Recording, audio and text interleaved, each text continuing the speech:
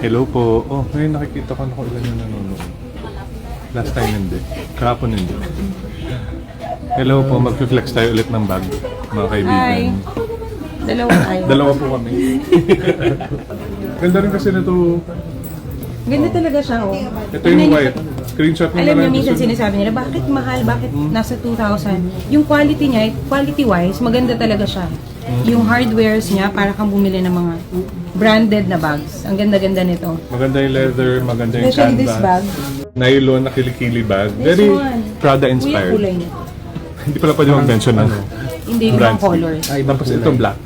Yes. The large, 3-1. Ang ganda po nito, as in. Ang klase din talaga niya. Actually, lahat ng gamit nila, lahat ng items nila dito, very, very high quality. Ganda oh. Ganda nito. Finish na ba tayo? Yes. Yay, bye! Okay guys, ayan. Bago na yung career ko, isa na akong ganap na live seller dito sa Thailand. Bigla tayo nagiging live seller dito. Kung hindi ka magla-live selling, hindi na tayo kakain. In fairness naman, masaya. And maraming salamat doon sa mga nanood, sa mga nag-order. Thank you so much. Sana ito ang umpisa ng ating mahabang career as a live seller.